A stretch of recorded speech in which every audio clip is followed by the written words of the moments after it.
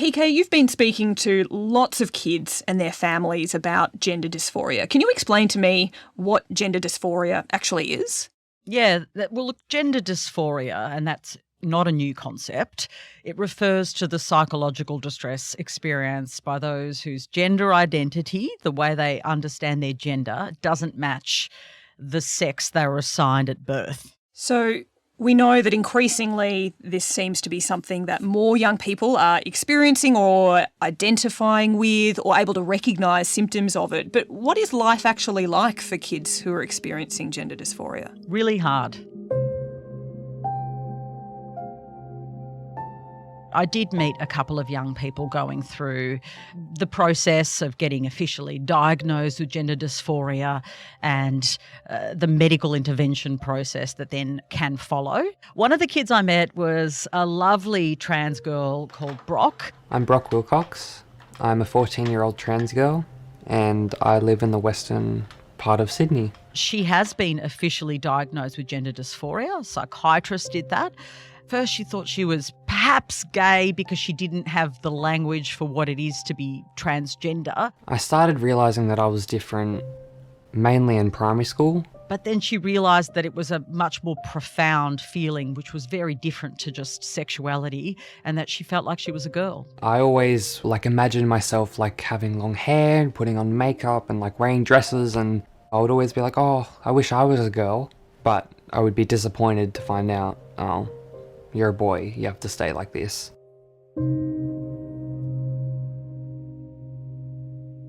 Brock's mum, Renee, noticed she was drawn to things typically associated with girls, although let's not just stick to sexist stereotypes. Girls can do lots of things, and I think that's really important. But Brock's mum always noticed that Brock was different. In preschool, I'd come and pick her up and she'd be a princess and dressed up and pushing a pram and wearing the fake high heels. Then Brock started changing. Wasn't bubbly, wasn't outgoing anymore at the end of primary school, started really seeming quite depressed. I tried going to therapy to try and explain this and try to be like, why do I feel like this? So Brock's mum sought help eventually after Brock came out to her as transgender, and that was a really brave moment. Then was referred to Maple Leaf House in Newcastle, where she started receiving gender-affirming care.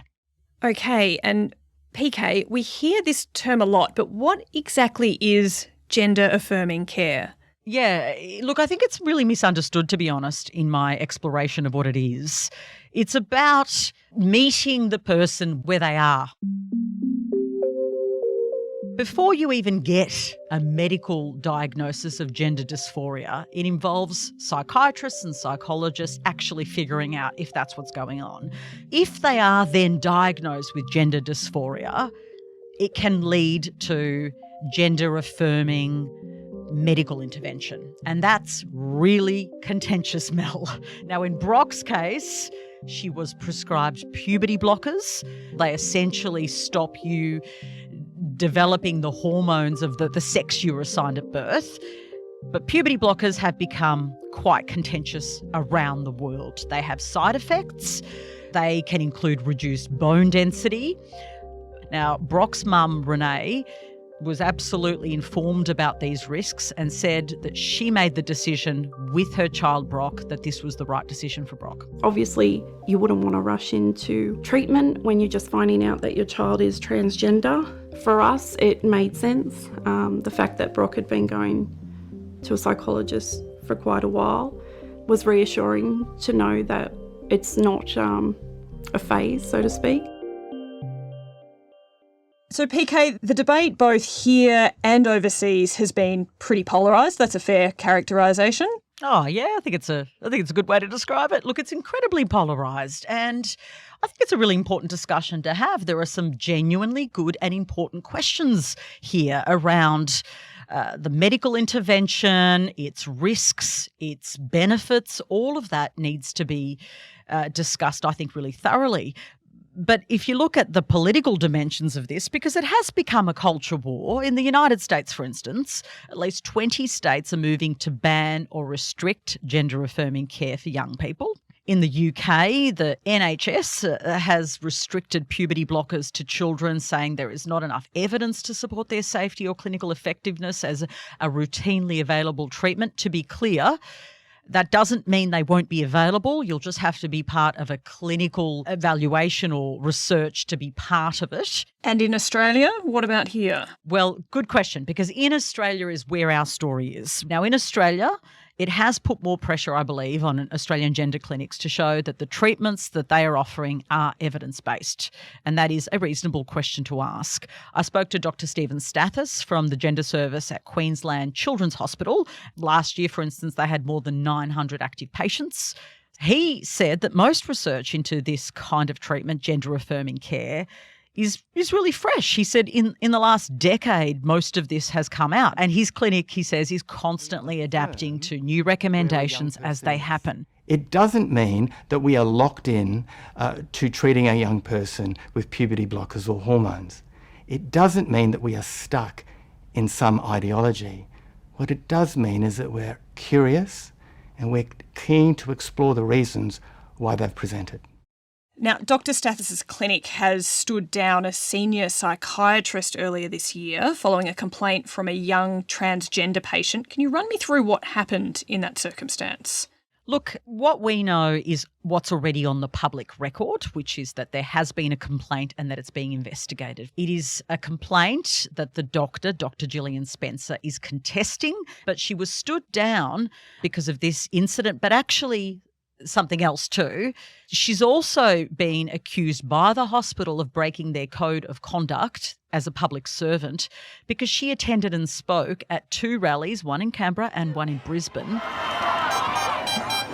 She did stand up and spoke out against gender-affirming care. There are massive health risks from these experimental medications and surgeries. We must speak out about the harms we see being done.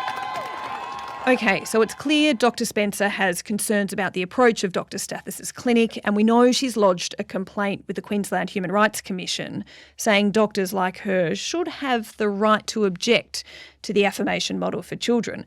So what's the approach that she thinks the clinic should be taking in these situations? Yeah, well, look, Dr. Spencer prefers the approach she describes as watchful waiting. She thinks that the current approach, embraced not only by the hospital that she works at, but also across our country, is harmful. Watchful waiting is a medical term to describe taking time to see if a problem resolves before intervening. That would involve engaging with them, treating mental health comorbidities, engaging them in therapy, and trying to get them connected to peers and activities that help them to feel good about who they are.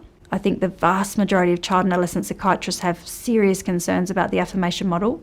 I spoke to Professor Ian Hickey. He's obviously really well known in the mental health space. He says that there is no evidence that simple psychological therapy alone is a legitimate alternative to what's being offered through most of the specialist clinics in Australia. Exploratory psychological therapies, family therapies instead, watchful waiting are not evidence-based. They are the sets of intrinsic beliefs of different professional groups. He does say that watchful waiting carries risks for young people because obviously some of them are in incredible distress, Mel. They are really, some of them are at risk. When it comes to gender-affirming care, there's often concerns raised that it's not reversible or that it might lead to decisions, medical decisions being made that lock people into a decision that can't be changed, and how can we do that with young people? I know in your investigations you've spoken to someone who has been through a gender transition and who has regretted it. Can you tell me about this case? Yeah, so you are right. Detransitioners, as is the sort of language used, have become a really big part of this discussion. And I think an important part of this discussion, because you need to hear everyone's stories. They have, though, been weaponised by people who are against affirming care to really, really talk up the risks of medical transition. Now, they are still a small proportion of the people who transition. We spoke to Courtney Coulson. She transitioned to become a trans man in her early 20s. I think it's important because our story is really about young people. She did make the decision as a young adult, not as a child.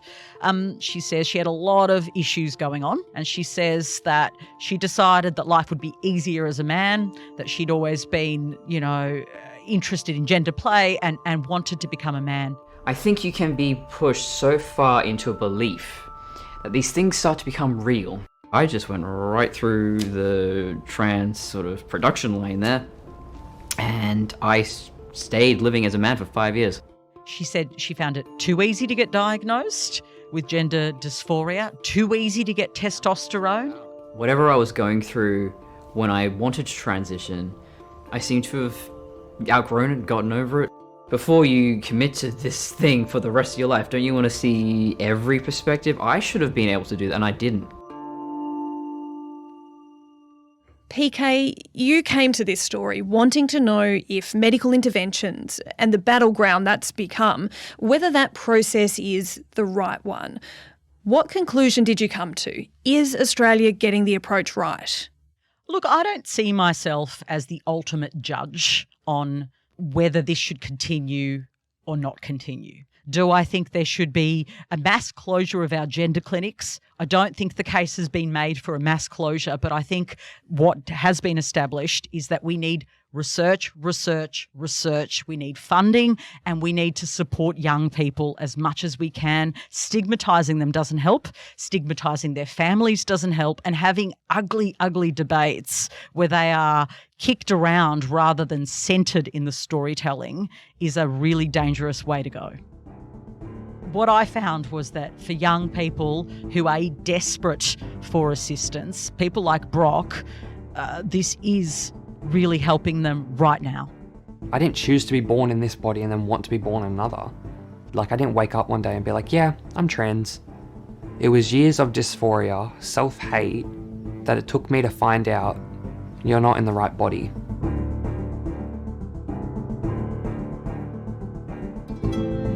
Patricia Carvelis reported this story for 4Corners. You can catch her full report on iView.